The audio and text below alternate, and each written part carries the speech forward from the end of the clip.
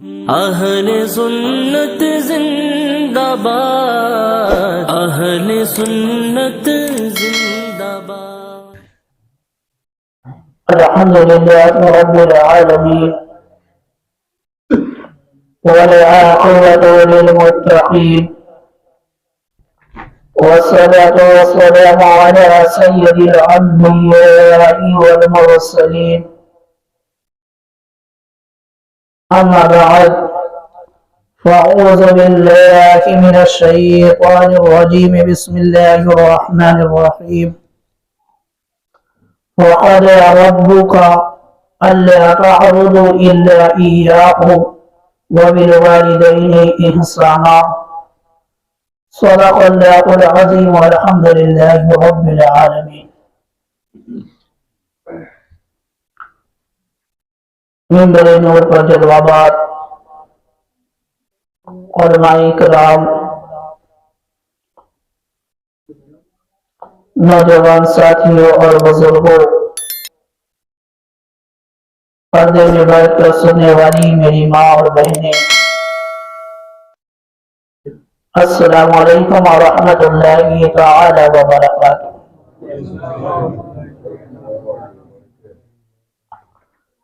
آئیے سب سے پہلے اپنے آقا و مولا حضور تاجدار مدینہ سرور قلب و سینہ احمد مجتبی محمد مصطفیٰ صلی اللہ تعالی علیہ وآلہ وسلم کی بارگاہ میں جھوم جھوم کر درود شریف کا نذرانہ عقیدت پیش کرے، پڑھیں بابا سے بلند اللہم صلی علی سیدنا صفینا مولانا محمد وبارک وسلم۔ صلی علیہ صلاۃ و سلام علیک یا رسول اللہ صلی اللہ تعالی علیہ وآلہ وسلم۔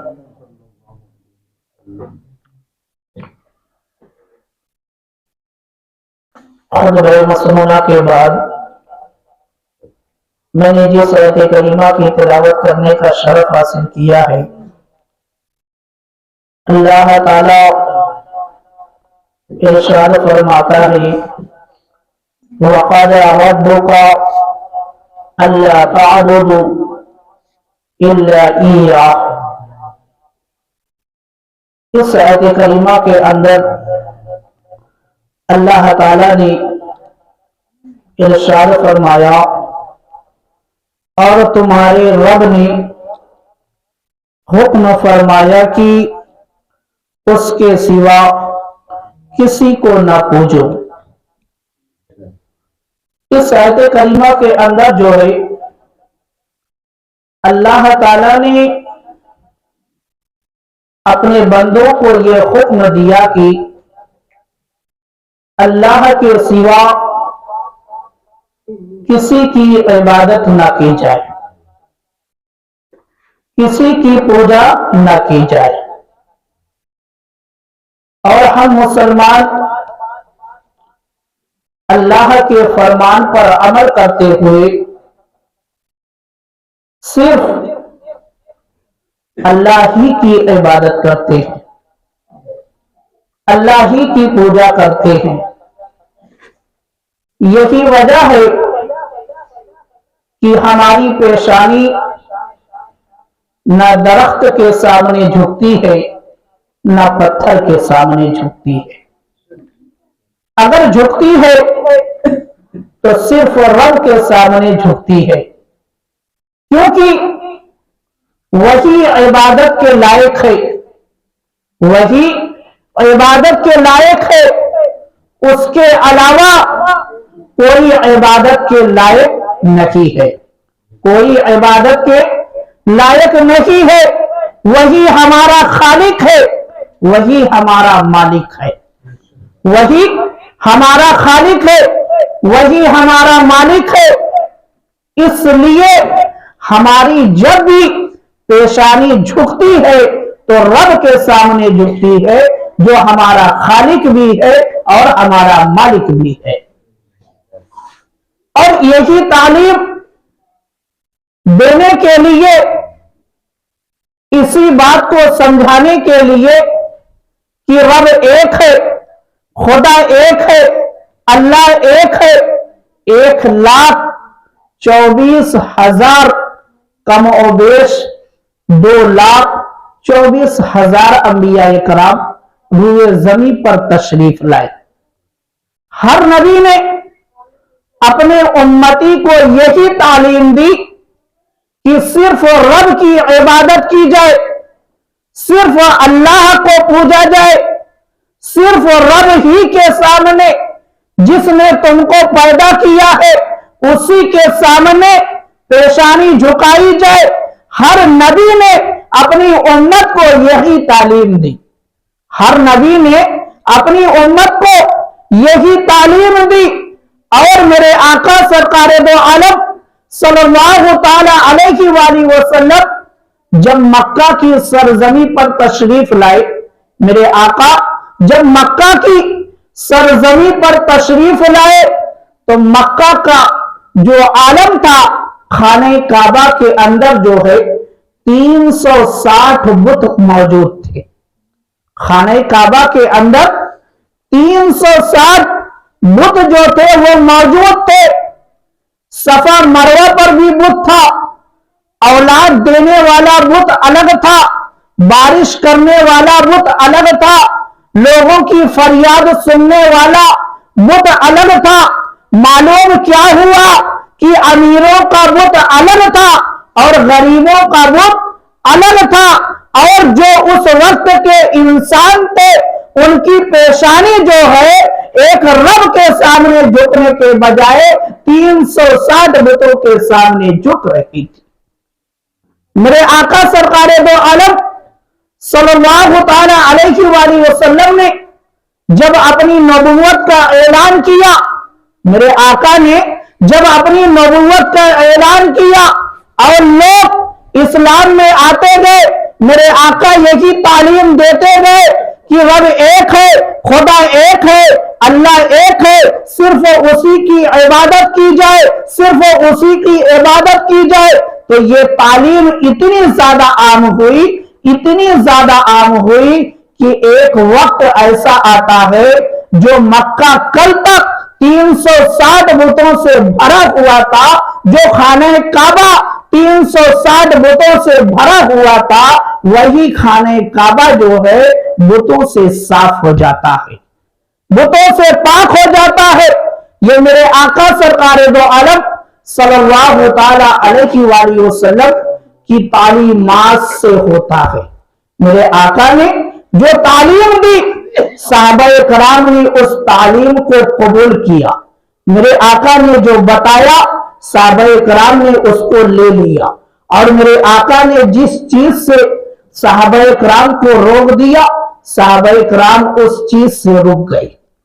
मेरे आका सरकार दो आलम सल्लल्लाहु ताला अलैहि वसल्लम तालीम देते गए और सहाबाए कराम कबूल करते गए और अमल करते गए। सिर्फ कबूल नहीं किया है सहाबाए कराम ने, बल्कि दुनिया वालों को अमल करके दिखाया है कि देखो, अगर हम जिस नबी का कलमा पढ़ते हैं, सिर्फ कलमा पढ़ने का दावा नहीं करते हैं, बल्कि कलमे की दलील भी रखते हैं कि मेरे आका ने जो फरमाया और अल्लाह ने जो हुक्म दिया, हम लोगों ने उस पर अमल करके दुनिया वालों को दिखाया। क्योंकि आज के जमाने में कलमा पढ़ना बहुत आसान हो गया। और मेरे आका गौस फरमाते हैं कि ये कलमा ला इलाहा इल्लल्लाह मुहम्मदुर रसूलुल्लाह जो है, ये दावा है। क्या है? दावा है। और दावे के साथ दलील होना जरूरी है। दावे के साथ दलील होना जरूरी है। दलील क्या बनेगी कि जब हमने कलमा तैयबा को पढ़ लिया, जब हमने कलमा तैयबा को पढ़ लिया, अल्लाह को एक मान लिया और मोहम्मदुर रसूलुल्लाह सल्लल्लाहु ताला अलैहि वसल्लम को अल्लाह का रसूल मान लिया, तो अब हमको दलील जमा करनी है।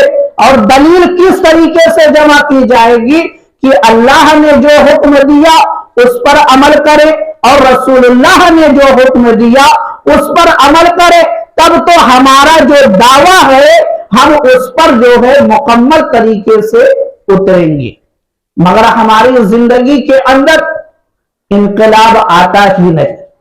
میرے آقا سرکار دو عالم صلی اللہ تعالی علیہ وآلہ وسلم نے بتایا کہ نماز میری آنکھوں کی ٹھنڈک ہے۔ ہم اس حدیث پاک کو بار بار سنتے ہیں، ہم اس حدیث پاک کو بار بار سنتے ہیں، مگر ہمارے دل کی کیفیت جو ہے اس کے اندر انقلاب نہیں آتا، انقلاب نہیں آتا۔ کیوں؟ کیونکہ ہم نے کلمے کو صرف زبان تک رکھا ہے، دل تک اس کو ہم نے اتارا نہیں۔ ہم نے دعویٰ تو کیا مگر دلیل پر ہم اتر نہیں رہے ہیں۔ اسی طریقے سے اللہ تعالیٰ نے قرآن مجید کے اندر بہت سے کاموں کو کرنے کا حکم دیا مگر ہم ان کاموں کو نہیں کرتے، ہم ان کاموں کو نہیں کرتے۔ تو میرے مسلمان بھائیوں، ہم پھر کلمے کا حق کیسے ادا کر رہے ہیں؟ کلمے کا حق کیسے ادا کر رہے ہیں؟ کلمے کا حق ادا کرنا ہے تو اللہ کے فرمان پر بھی عمل کرنا ہوگا اور رسول اللہ کے فرمان پر بھی عمل کرنا ہوگا، تب تو ہمارے دعوے کے ساتھ دلیل بھی بنے گی۔ تو میرے آقا سرکار دو عالم صلی اللہ تعالی علیہ وآلہ وسلم نے شرک سے جو ہے، شرک سے بالکل لوگوں کو روک دیا۔ یعنی خانہ کعبہ کے اندر سے جب بت نکال دیے گئے، خانہ کعبہ پاک ہو گیا، تو اب اسی خانہ کعبہ کے اندر صرف ایک رب کی عبادت ہونے لگی، صرف ایک رب کی عبادت ہونے لگی، اور قیامت تک اب جو ہے خانہ کعبہ کے اندر صرف ایک ہی رب کی عبادت ہوگی۔ کیونکہ بخاری شریف کے اندر ہے کہ حدیث پاک کا مفہوم ہے، مفہوم میں عرض کر رہا ہوں کہ میرے آقا سرکار دو عالم صلی اللہ تعالی علیہ وآلہ وسلم نے ارشاد فرمایا کہ میری امت جو ہے اب شرک نہیں کرے گی۔ یعنی اجتماعی طور پر جو ہے اب مسلمان شرک میں مبتلا نہیں ہوں گے، شرک میں مبتلا نہیں ہوں گے۔ یہ اور بات ہے کہ لوگ جو ہے دنیا کے پیچھے چلنے لگے، مال کے پیچھے چلنے لگے، مگر اجتماعی طور پر جو ہے مسلمان اب شرک نہیں کریں گے۔ تو معلوم کیا ہوا کہ میرے آقا سرکار دو عالم صلی اللہ تعالی علیہ وآلہ وسلم نے ایسی تعلیمات کو عام کیا ہے، ایسی تعلیمات کو عام کیا ہے کہ مسلمان جو ہے اب شرک نہیں کریں گے۔ مگر اب دیکھو میرے مسلمان بھائیوں، اسی روئے زمین پر کچھ لوگ ایسے بھی ہیں کہ جن کو جو ہے شرک کا فتویٰ لگانے کا بہت ہی جنون رہتا ہے، بات بات میں جو ہے شرک کا فتویٰ لگا دیتے ہیں۔ میرے مسلمان بھائیوں، آپ ان کے ان فتووں کی جو ہے بالکل پرواہ نہ کریں، کیونکہ انہوں نے تو یہاں تک حد کر دی، یہاں تک حد کر دی کہ سہرا پہننے کو بھی شرک کہہ دیا۔ تو اب جو اسلام کے اندر اچھے کام ہے آپ اس کو جو ہے بالکل کرے، کھل کر کرے، چاہے وہ ایصال ثواب کا معاملہ ہو، چاہے نبی کی آمد کی خوشی کا معاملہ ہو، چاہے میلاد شریف کے پروگرام کا معاملہ ہو، آپ کھل کر جو ہے اسلامی تعلیمات پر عمل کرے تاکہ جو ہے آپ کو اس کا اجر حاصل ہو، تاکہ آپ کو اس کا اجر حاصل ہو۔ اور آگے اللہ تعالیٰ نے ارشاد فرمایا وَبِالْوَالِدَيْنِ إِحْسَانًا، وَبِالْوَالِدَيْنِ إِحْسَانًا، اور ماں باپ کے ساتھ اچھا سلوک کرو۔ اللہ تعالیٰ نے یہاں سے آپ اندازہ لگائے کہ ماں باپ کا مقام کتنا بلند ہے، کہ اللہ تعالیٰ نے جہاں پر مسلمانوں کو یہ حکم دیا کہ تم جو ہے صرف اللہ کی عبادت کرو، اللہ کی پوجا کرو، پھر اس کے فوراً بعد ہی اللہ تعالیٰ نے والدین کا ذکر کر دیا، ماں باپ کا ذکر کیا، اور اللہ تعالیٰ نے فرمایا کہ माँ बाप के साथ जो है अच्छा सलूक करो, अच्छे तरीके से पेश आओ, उनका अदब करो।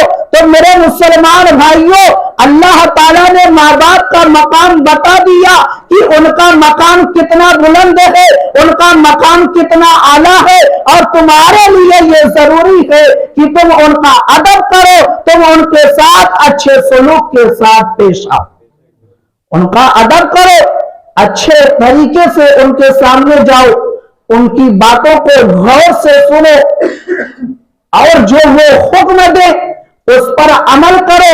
ये माँ बाप हमारे लिए जो फरमान जारी करते हैं उसमें हमारे लिए भलाई होती है, क्योंकि उनके पास जो है तजुर्बा होता है, वो अपनी औलाद को जो बताते हैं, समझाते हैं, वो हमारे लिए अच्छा ही होता है, उसमें हमारे लिए फायदा ही फायदा होता है। और मेरे मुसलमान भाइयों, इस्लाम के अंदर जहां पर औलाद के ऊपर माँ बाप के कुछ हुकूक है जब तक वो हयात है, उसी तरीके से जो है औलाद के ऊपर कुछ हुकूक ऐसे हैं कि जब वालिदैन दुनिया से चले जाए तब भी जो है कुछ हुकूक औलाद के ऊपर बाकी रहते।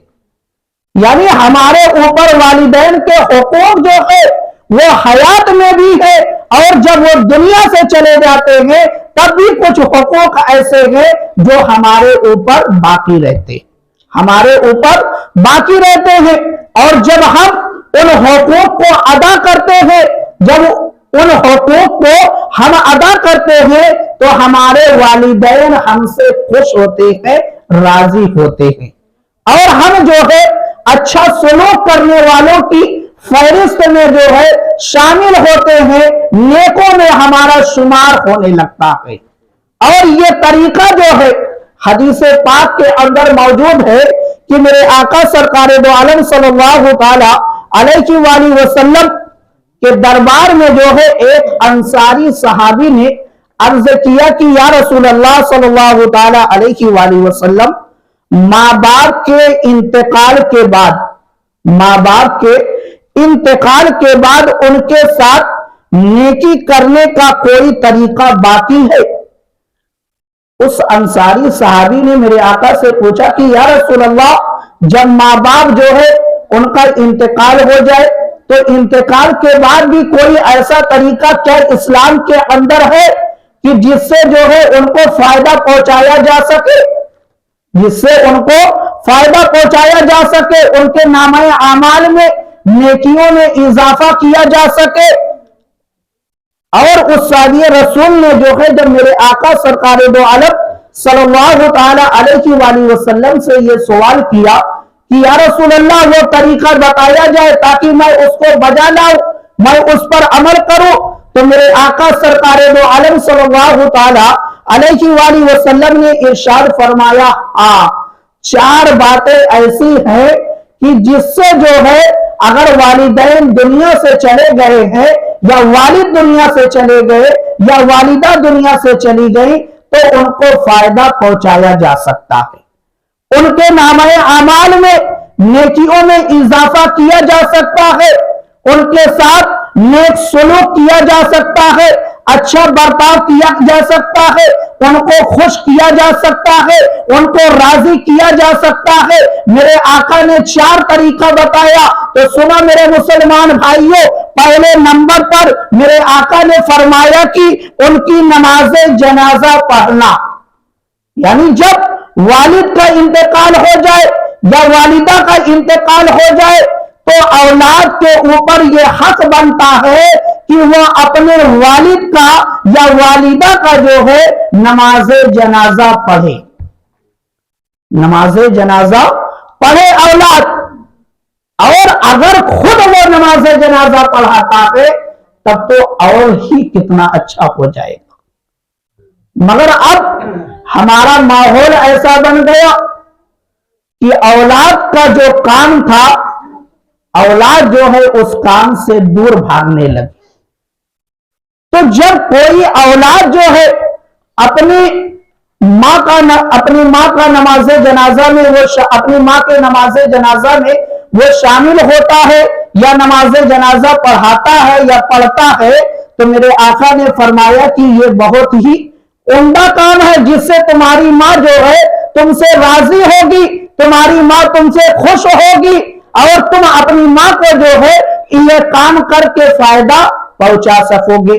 और दूसरा तरीका मेरे आका ने बताया कि उनके लिए दुआए मगफिरत करते रहना।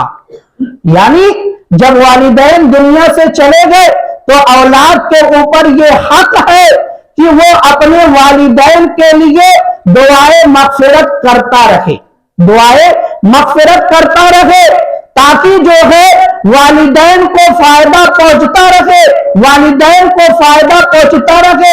और मेरे आका ने फरमाया है कि मेरी उम्मत जो है उम्मत मरहुमा है, वो कब्र में जाएगी तो गुनाहों के साथ जाएगी, और कल जब बरोज़े हश्र कब्र से उठेगी, यानी जब कब्र से हश्र के मैदान में जाने के लिए उठेगी, तो उसके नामे आमाल में जो है कोई गुनाह ही बाकी नहीं रहेगा, कोई गुनाह ही बाकी नहीं रहेगा।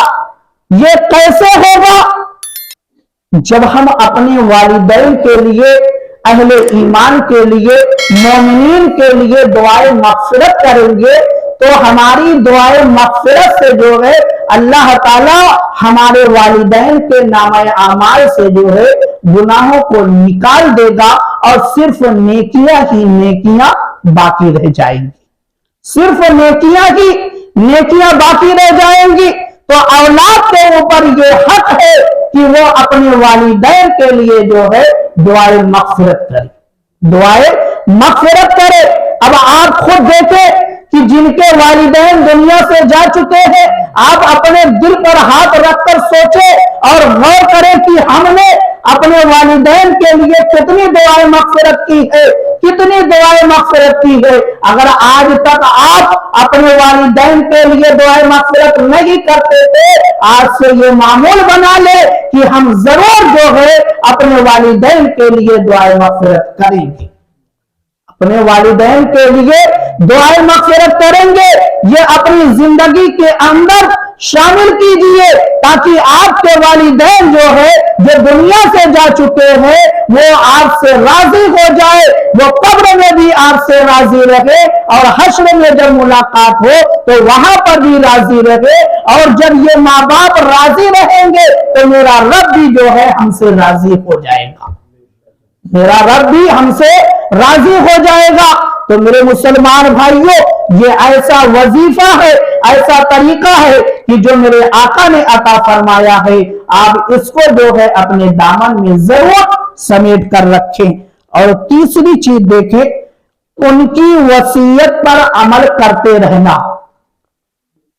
मतलब क्या कि वालिदैन दुनिया के अंदर जो है जो काम करने का हुक्म देते थे, वालिदैन दुनिया के अंदर जब तक वो हयात थे, आपको जो है जो काम करने का हुक्म देते थे कि बेटा जो है ये काम कर, तो वो काम जो है हमेशा जारी रखना। यानी जो वो नेकी वाला काम करने का हुक्म देते थे, अच्छाई वाला जो पैगाम आपको देते थे, आप उस पैगाम को, उस काम को जो है जारी रखें। और जिस चीज से जो है आपको वो रोकते थे, आप उसके करीब जो है हरगिज न जाए, आप उसके करीब हरगिज न जाए, तब तो आपके वालिदैन जो है आपसे राजी रहेंगे। अगर आपने दुनिया के अंदर तो उनके फरमान पर, उनके बताए हुए तरीके पर जिंदगी गुजारते रहे, और जैसे कि आपके वालिदैन ने अपनी आंखों को बंद कर लिया, आपने उनके फरमान को छोड़ दिया, उनके बताए हुए तरीके को छोड़ दिया, तो कब्र में भी आपकी वजह से जो है उनको तकलीफ पहुंचेगी, कब्र के अंदर आपकी वजह से उनको तकलीफ पहुंचेगी। और जब हमारे वालिदैन को तकलीफ पहुंचेगी तो यकीनन जो है हमारे वालिदैन हमसे नाराज होंगे, हमसे नाराज होंगे। और हम अपने वालिदैन को अगर फायदा नहीं पहुंचा सकते تو تکلیف بھی ہرگز نہ پہنچائے، بلکہ وہ دنیا کے اندر جو کام کرنے کا حکم دیتے تھے وہی کام کیا جائے، اور جس کام سے وہ روکتے تھے اس پر جو ہے مضبوطی کے ساتھ رکنے کی کوشش کی جائے۔ اور آخری وقت میں اگر انہوں نے کسی چیز کی وصیت کی، جیسے انہوں نے وصیت یہ کی کہ فلاں شخص کا جو ہے میرے اوپر اتنا قرض ہے، اس قرض کو ادا کر دیا جائے، تو ضرور جو ہے اس پر عمل کرنا چاہیے۔ اگر والدین کے ذمے جو ہے کسی شخص کا قرض ہو تو قرض کو جو ہے جلد سے جلد جو ہے ادا کر دینا چاہیے، ادا کر دینا چاہیے۔ یا اور کوئی معاملہ جو ہے کسی کے ذریعے سے والدین کے تعلق سے ہو تو اس سے مل کر جو ہے اس معاملے کو رفع کرنے کی کوشش کرنا چاہیے۔ اور چوتھی چیز دیکھ لیں کہ میرے آقا سرکار دو عالم صلی اللہ تعالی علیہ وآلہ وسلم نے ارشاد فرمایا، ان کے دوستوں کی خاطرداری اور مہمان نوازی کرتے رہنا۔ یعنی والدین کے جو دوست ہیں، والدین کے جو دوست ہیں، جس طریقے سے تم جب تک والدین حیات تھے ان کی خاطرداری کرتے تھے، مہمان نوازی کرتے تھے، اب والدین دنیا سے چلے گئے تو اب ان کے دوستوں کو چھوڑنا نہیں ہے، اب بھی تم کو جو ہے ان کا ادب کرنا ہے، ان کی خاطرداری کرنی ہے، ان کی مہمان نوازی کرنی ہے، ان کی مہمان نوازی کرنی ہے۔ جب آپ یہ کام کریں گے تو آپ کے اس کام کی وجہ سے جو ہے آپ کے والدین آپ سے راضی ہوں گے، آپ سے راضی ہوں گے۔ اور آگے میرے آقا نے فرمایا، اور جو رشتہ صرف انہی کی جانب سے ہو ان کو نیک برتاؤ کے ساتھ قائم رکھنا۔ یعنی کچھ رشتے ایسے ہیں جو صرف ماں باپ کی وجہ سے ہی جڑے رہتے ہیں، تو اب ایسا نہیں کہ جب ماں باپ دنیا سے چلے گئے تو ان رشتوں کو چھوڑ دیا جائے۔ لیکن میرے مسلمان بھائیوں، میرے آقا یہ تعلیم دے رہے ہیں کہ جس طریقے سے والدین جب تک حیات تھے رشتہ جڑا تھا، تم بھی جو ہے رشتے کو جوڑے رکھو، چاہے والدین دنیا سے چلے کی جائے، مگر تم جو ہے ان رشتوں کو قائم رکھو، ان رشتوں کو جو ہے جوڑ کر رکھو، ایسا نہ ہو کہ وہ رشتہ جو ہے ٹوٹ جائے، وہ رشتہ ہرگز توڑنے کی کوشش نہ کرے۔ جب آپ ایسا کریں گے تو آپ سے جو ہے آپ کے والدین راضی ہوں گے۔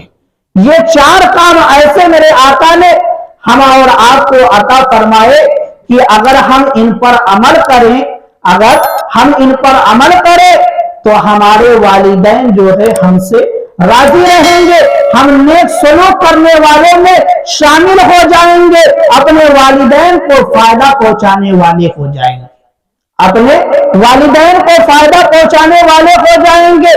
اور کچھ حقوق ایسے بھی ہیں، اور کچھ حقوق ایسے بھی ہیں کہ جن کو جو ہے ہم کو ہر حال میں ادا کرنا ہے، اگر ہم ادا نہیں کریں گے تو ہمارے والدین ہم سے ناراض ہوں گے۔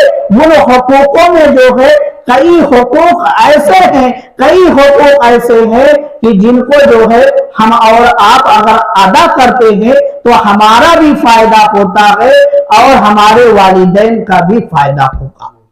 جیسے مثال کے طور پر حدیث پاک کے اندر ملتا ہے کہ میرے آقا سرکار دو عالم صلی اللہ تعالی علیہ وآلہ وسلم نے ارشاد فرمایا کہ جب تم نفلی صدقہ کیا کرو، جب تم نفلی صدقہ کیا کرو تو اپنے والدین کی طرف سے کیا کرو۔ میرے آقا نے فرمایا کہ جب تم نفلی صدقہ کیا کرو تو اپنے والدین کی طرف سے کیا کرو۔ جب آپ ایسا کریں گے یعنی اپنے والدین کی طرف سے صدقہ کریں گے تو آپ کو بھی ثواب ملے گا اور آپ کے والدین کو بھی ثواب ملے گا، آپ کو بھی ثواب ملے گا اور آپ کے والدین کو بھی ثواب ملے گا۔ تو یہ ایسے کام ہے کہ جس سے ہم اپنے والدین کو راضی کر سکتے ہیں، ان کو فائدہ پہنچا سکتے ہیں اور ان کو خوش کر سکتے ہیں۔ तो जो हुकूक हमारे ऊपर रखे गए हैं, चाहे वो इसाले सवाब की शक्ल में हो, या सदका व खैरात की शक्ल में हो, या तौबा व इस्तगफार यानी मगफिरत की दुआ करने की शक्ल में हो, या नफली इबादत के जरिए से उनको फायदा पहुंचाने की शक्ल में हो, सबको जो है कोशिश करके अदा करते रहना चाहिए, ताकि हमारे मरहूमीन को जो है हमेशा फायदा पहुंचता रहे, हमारे वालिदैन को हमेशा जो है फायदा पहुंचता रहे। अल्लाह ताला की बारगाह में दुआ है कि मौला ताला इस बयान को अपनी बारगाह में कबूल व मकबूल फरमा, और मरहूमीन को जो है, जितने भी मरहूमीन है अहले ईमान है, दुनिया से जा चुके हैं, नजरों से ओझल हो चुके हैं, मौला सबकी मगफिरत फरमा।